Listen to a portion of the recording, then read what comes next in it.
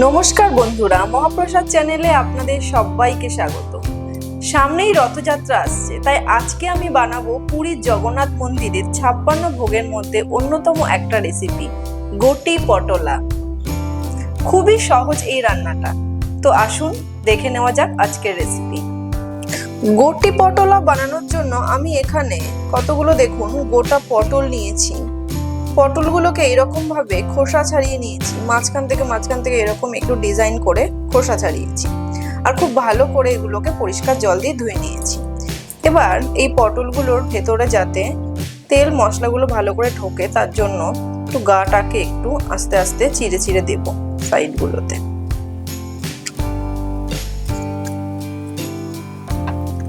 একইভাবে বাকি পটলও এইভাবে চিড়ে চিড়ে দিচ্ছি।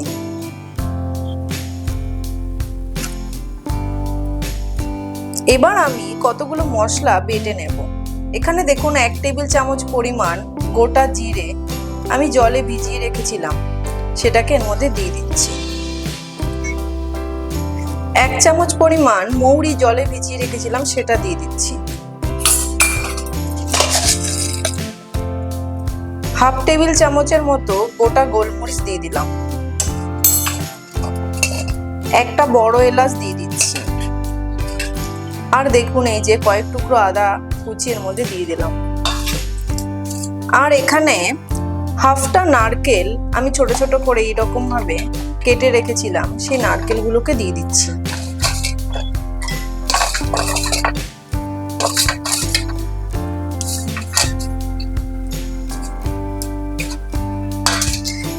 এবার এটাকে বেটে নেব আমি। এখানে আমি একটা মাটির হাঁড়ি নিয়েছি, আর এই হাঁড়ির মধ্যে প্রথমে পটলগুলোকে দিয়ে দিচ্ছি। জগন্নাথ মন্দিরে এইরকম মাটির পাত্রে সবকিছু একসঙ্গে মিশিয়ে দিয়ে কাঠের চুলাতে রান্না করা হয়। আর আমি আজকে আমার সুবিধার জন্য মিক্সিতে মশলা বেটেছি, কিন্তু ওখানে শিলনোড়াতেই মশলা বাটা হয়। এবার ওর মধ্যে যে মশলাটা আমি বেটেছিলাম সেটা দিয়ে দিচ্ছি। এবার এর মধ্যে প্রায় 1.5 টেবিল চামচ মতো সন্ধক লবণ দিলাম। একটুখানি হলুদ গুঁড়ো দিচ্ছি, হাফ টেবিল চামচের থেকেও একটু কম। একটু আখের গুড় দিচ্ছি, এটা আপনাদের নিজেদের ইচ্ছে মতো দিতে পারেন। আমি 1 টেবিল চামচ মতো দিলাম। এবার এখানে দেখুন আমি 1 বাটি দুধ নিয়েছি, দুধটাকে আগেই ফুটিয়ে রেখেছিলাম, সেই দুধটা আমি এর মধ্যে দিয়ে দিচ্ছি।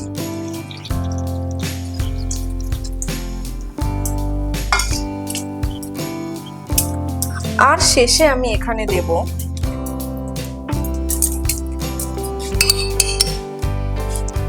2 টেবিল চামচ মতো দেশি গাওয়া ঘি।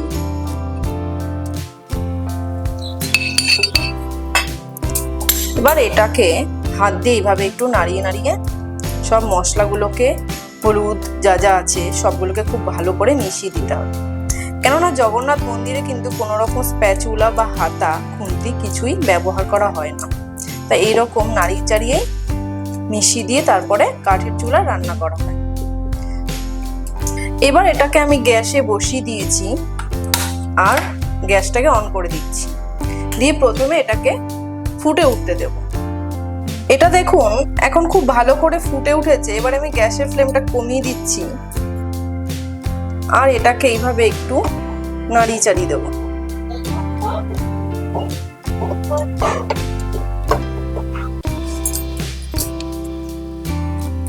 এবার গ্যাসের ফ্লেমটা একদম কম করে দিয়ে এটাকে ঢাকা চাপা দিয়ে রাখছি।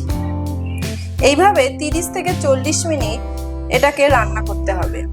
পুরীর মন্দিরে একটার পরে একটা মাটির পাত্র চাপিয়ে রান্না করা হয়, সবকিছু একসঙ্গে মিশিয়ে দিয়ে কাঠের চুলায়। মনে করা হয় স্বয়ং মা লক্ষ্মী এই ভোগ রান্না করেন, কিন্তু বাড়িতে তো আর সেইভাবে হবে না, সেই জন্য গ্যাসের উনুনেই আমি এরকম মাটির পাত্রে জগন্নাথ ভোগ রান্না করার চেষ্টা করছি। তো আপনারাও বাড়িতে এরকম জগন্নাথ ভোগ রান্না করবেন, আর আমাকে জানাবেন আপনাদের কেমন লাগলো। 40 মিনিট পর আমি ঢাকা উঠিয়ে দেখলাম, দেখুন অনেকটাই যে ঝোলটা ছিল সেটা কমে গেছে এবং পটলটা পুরোপুরি রান্না হয়ে গেছে। এবার আমি গ্যাসের ফ্লেমটাকে বন্ধ করে দেব আর এটাকে একটু পুরোপুরি ঠান্ডা করে আপনাদেরকে দেখাবো কেমন হলো। 15-20 মিনিট বাদে যখন একটু গরমটা কমে গেছে, তারপর দেখুন আমি এটাকে সার্ভ করছি। কতটা সুন্দর লাগছে এবং কতটা মাখা মাখা হয়েছে। এই রেসিপিটা করতে কিন্তু একদমই ঝামেলার নয়, খুব কম টাইমেও হয়ে যায়। জাস্ট সবকিছু মেখে একসঙ্গে দিয়ে দিলেই হয়ে যাবে। তো সামনেই রথযাত্রা আসছে বন্ধুরা, আপনারাও চাইলে রথযাত্রায় এটা প্রভু জগন্নাথ দেবকে অর্পণ করতে পারেন।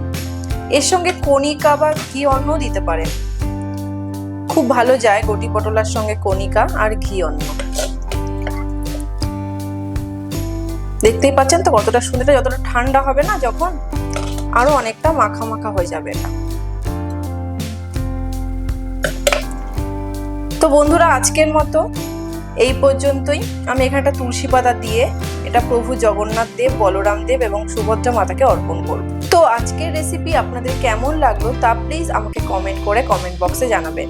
আর ভালো লাগলে ভিডিওটিকে একটা লাইক করে দেবেন, হাইপ করবেন আর বন্ধুদের মধ্যে অনেক অনেক শেয়ার করার অনুরোধ রইল। আজকের মতো তাহলে এই পর্যন্তই। আবার চলে আসবো পরের পর্বে অন্য কোনো রেসিপি নিয়ে। ততক্ষণ সবাই ভালো থাকবেন আর সুস্থ থাকবেন। হরে কৃষ্ণ।